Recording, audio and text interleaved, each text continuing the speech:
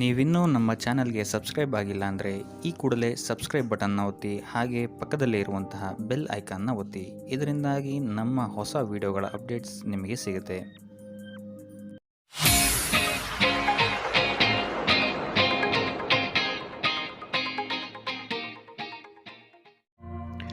ಮೊದಲನೇದಾಗಿ ವಿದ್ಯಾರ್ಥಿಗಳ ವಿಚಾರಕ್ಕೆ ಬರುವಂಥದ್ದಾದರೆ, ವಿದ್ಯಾರ್ಥಿಗಳಿಗೆ ಈ ತಿಂಗಳು ಸಾಕಷ್ಟು ಅಡೆತಡೆಗಳು ಉಂಟಾಗಬಹುದು. ಇದಲ್ಲದೆ ನಿಮ್ಮ ಅಧ್ಯಯನದಲ್ಲಿ ಸಹಿತ ನಿಮಗೆ ಆಸಕ್ತಿಯ ಕೊರತೆ ಉಂಟಾಗಬಹುದು. ಇದು ನಿಮ್ಮ ವಿದ್ಯಾಭ್ಯಾಸದಲ್ಲಿ ಹೆಚ್ಚು ತೊಂದರೆಯನ್ನು ಉಂಟು ಮಾಡಬಹುದು. ವಿದ್ಯಾರ್ಥಿಗಳು ಆದಷ್ಟು ಈ ತಿಂಗಳು ತಾಳ್ಮೆಯಿಂದಿರುವಂಥದ್ದು ಉತ್ತಮವಾಗಿರುತ್ತೆ. ಇದಲ್ಲದೆ ನಿರೀಕ್ಷಿತ ಫಲಿತಾಂಶವನ್ನು ಪಡಿಬೇಕಂತ ಹೇಳಿದರೆ ನೀವು ಹೆಚ್ಚಿನ ಶ್ರಮವನ್ನು ಹಾಕಬೇಕಾದಂತಹ ಅವಶ್ಯಕತೆ ಬರಬಹುದು. ತಾಂತ್ರಿಕ ವರ್ಗದಲ್ಲಿ ವಿದ್ಯಾಭ್ಯಾಸ ಮಾಡ್ತಾ ಇರುವಂತಹ ವಿದ್ಯಾರ್ಥಿಗಳಿಗೆ ಈ ತಿಂಗಳು ಸ್ವಲ್ಪ ಕಷ್ಟ ಉಂಟಾಗ್ಬೋದು.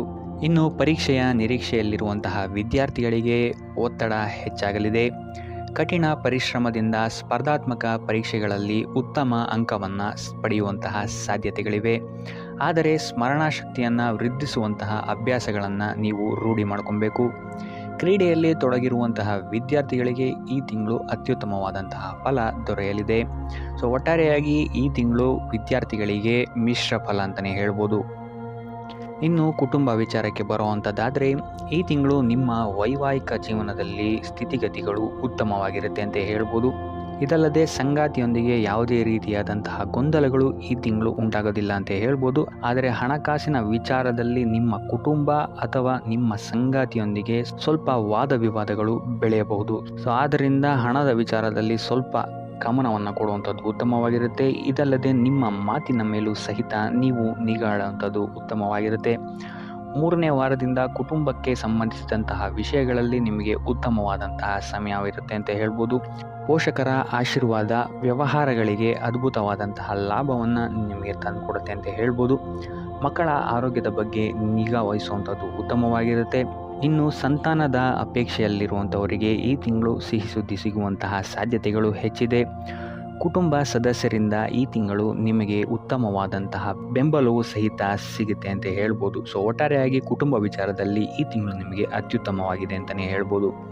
ಇನ್ನು ಆರೋಗ್ಯ ವಿಚಾರಕ್ಕೆ ಬರುವಂಥದ್ದಾದರೆ, ಆರೋಗ್ಯ ವಿಚಾರದಲ್ಲಿ ವ್ಯವಹಾರ ಅಥವಾ ಉದ್ಯೋಗದ ಸಲುವಾಗಿ ನೀವು ಈ ತಿಂಗಳು ದೂರದ ಊರುಗಳಿಗೆ ಪ್ರವಾಸ ಮಾಡುವಂತಹ ಸಾಧ್ಯತೆಗಳು ಹೆಚ್ಚಾಗಬಹುದು. ಇದರಿಂದಾಗಿ ನಿಮ್ಮ ಆರೋಗ್ಯದಲ್ಲಿ ವ್ಯತ್ಯಯಗಳು ಕಂಡು ಬರಬಹುದು. ಅದರಿಂದಾಗಿ ನಿಮ್ಮ ಆರೋಗ್ಯದ ಬಗ್ಗೆ ಹೆಚ್ಚು ಗಮನವನ್ನು ವಹಿಸಿ. ಇನ್ನು ಮಧುಮೇಹ ಮತ್ತು ರಕ್ತದೊತ್ತಡದಂತಹ ಕಾಯಿಲೆಗಳಿಂದ ಬಳಲುತ್ತಿರುವಂಥವರಿಗೆ ಈ ತಿಂಗಳು ವಿಶ್ರಾಂತಿಯನ್ನು ಪಡೆಯುವಂಥದ್ದು ಅತ್ಯವಶ್ಯಕವಾಗಿರುತ್ತೆ. ಇನ್ನು ಇದಲ್ಲದೆ ದೀರ್ಘಕಾಲದಿಂದ ಕಾಡುತ್ತಿರುವಂತಹ ನೋವುಗಳಿಂದ ಈ ತಿಂಗಳು ನೀವು ಚೇತರಿಸಿಕೊಳ್ಳುವಂತಹ ಸಾಧ್ಯತೆ ಹೆಚ್ಚಿದೆ ಅಂತ ಹೇಳ್ಬೋದು. ಇನ್ನು ಮಕ್ಕಳ ಆರೋಗ್ಯ ಈ ತಿಂಗಳು ಉತ್ತಮವಾಗಿರುತ್ತದೆ. ಆದರೆ ಅವರ ಆಹಾರ ಪದ್ಧತಿಯನ್ನು ಸ್ಥಿರಗೊಳಿಸಿ. ಸಾಮರ್ಥ್ಯ ಹೆಚ್ಚಿಸಿಕೊಳ್ಳಲು ಆದಷ್ಟು ಆರೋಗ್ಯಕರ ಆಹಾರವನ್ನು ಸೇವಿಸಿ. ಎಣ್ಣೆ ಪದಾರ್ಥದಿಂದ ದೂರ ಇರಿ. ಒಟ್ಟಾರೆಯಾಗಿ ಈ ತಿಂಗಳು ನಿಮಗೆ ನಿಮ್ಮ ಆರೋಗ್ಯ ವಿಚಾರದಲ್ಲಿ ಮಿಶ್ರ ಫಲ ಅಂತ ಹೇಳ್ಬೋದು. ಇನ್ನು ವೃತ್ತಿ ವಿಚಾರಕ್ಕೆ ಬರುವಂಥದ್ದಾದರೆ, ಈ ತಿಂಗಳು ಕೆಲವು ಬದಲಾವಣೆಗಳು ನಿಮಗೆ ಆರ್ಥಿಕವಾಗಿ ಸವಾಲನ್ನು ಒಡ್ಡಬಹುದು ಅಂತಲೇ ಹೇಳ್ಬೋದು. ನೀವು ನಿರೀಕ್ಷಿಸಿದ ಫಲ ಸಿಗೋಕ್ಕೆ ನೀವು ಹೆಚ್ಚು ಶ್ರಮವನ್ನು ಮಾಡಬೇಕಾಗುತ್ತೆ.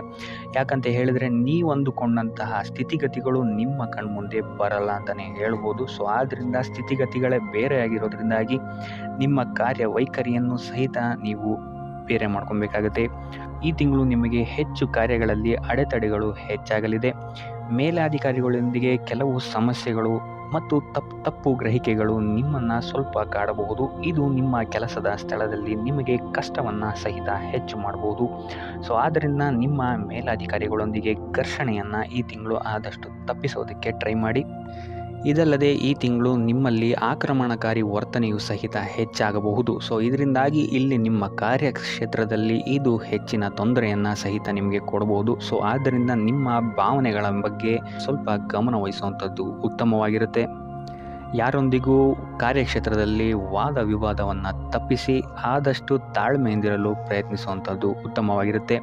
ಇದಲ್ಲದೆ ಖಿನ್ನತೆಯು ಸಹಿತ ನಿಮಗೆ ಸ್ವಲ್ಪ ಕಾಡಬಹುದು. ಈ ತಿಂಗಳು ಆದಷ್ಟು ನೀವು ನಿಮ್ಮ ಸಮಯಕ್ಕಾಗಿ ಕಾಯುವಂಥದ್ದು ಉತ್ತಮವಾಗಿರುತ್ತದೆ.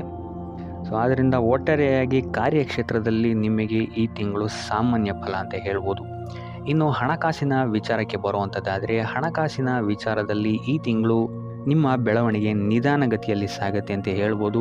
ಹೂಡಿಕೆಗಳು ಮತ್ತು ಹೊಸ ಉದ್ಯಮವನ್ನು ಪ್ರಾರಂಭಿಸುವಂಥವರು ಆದಷ್ಟು ಎಚ್ಚರಿಕೆಯನ್ನು ವಹಿಸಬೇಕಾಗತ್ತೆ. ತಜ್ಞರ ಸಲಹೆ ಸಹಕಾರವನ್ನು ಪಡೆಯುವಂಥದ್ದು ಸಹಿತ ನಿಮಗಿಲ್ಲಿ ಉಪಯೋಗಕರವಾಗಿರುತ್ತದೆ. ಈ ತಿಂಗಳು ಹಣಕಾಸಿನ ಏರಿಳಿತ ಅತಿ ಹೆಚ್ಚಾಗಿರುತ್ತೆ ಅಂತಲೇ ಹೇಳ್ಬೋದು. ಸೊ ಇದು ನಿಮಗೆ ಸ್ವಲ್ಪ ತೊಂದರೆಯನ್ನು ಉಂಟು ಮಾಡಬಹುದು. ಆದರೆ 3ನೇ ವಾರದ ನಂತರ ನಿಮ್ಮ ಆರ್ಥಿಕ ಸ್ಥಿತಿ ಸ್ಥಿರವಾಗುತ್ತೆ ಅಂತಲೇ ಹೇಳ್ಬೋದು. ಸೊ ಇದರಿಂದಾಗಿ ಇಲ್ಲಿ ನಿಮಗೆ ಕೆಲವೊಂದು ಕೆಲಸಗಳು ಕೈಗೂಡುತ್ತೆ ಅಂತಲೇ ಹೇಳ್ಬೋದು. ಸೊ ಭಾಗ್ಯದ ಸಹಕಾರ ನಿಮಗಿಲ್ಲಿ 3ನೇ ವಾರದ ನಂತರ ಸಿಗುತ್ತೆ ಅಂತಲೇ ಹೇಳ್ಬೋದು. ಸೊ ಭವಿಷ್ಯದ ಏಳಿಗೆಗಾಗಿ ಹಣವನ್ನು ಸೇವ್ ಮಾಡುವಂಥದ್ದು ಉತ್ತಮವಾಗಿರುತ್ತೆ. ಯಾಕಂತ ಹೇಳಿದರೆ ನೀವು ಎಷ್ಟು ಹಣವನ್ನು ಸಂಪಾದಿಸ್ತೀರಾ ಅಷ್ಟೇ ಖರ್ಚು ಸಹಿತ ನಿಮಗಿಲ್ಲಿ ಉತ್ಪತ್ತಿಯಾಗುತ್ತೆ ಅಂತಲೇ ಹೇಳ್ಬೋದು. ಸೊ ಆದ್ದರಿಂದ ನಿಮ್ಮ ಹಣದ ಖರ್ಚಿನ ಬಗ್ಗೆ ಹೆಚ್ಚು ಗಮನವನ್ನು ಇಡಿ.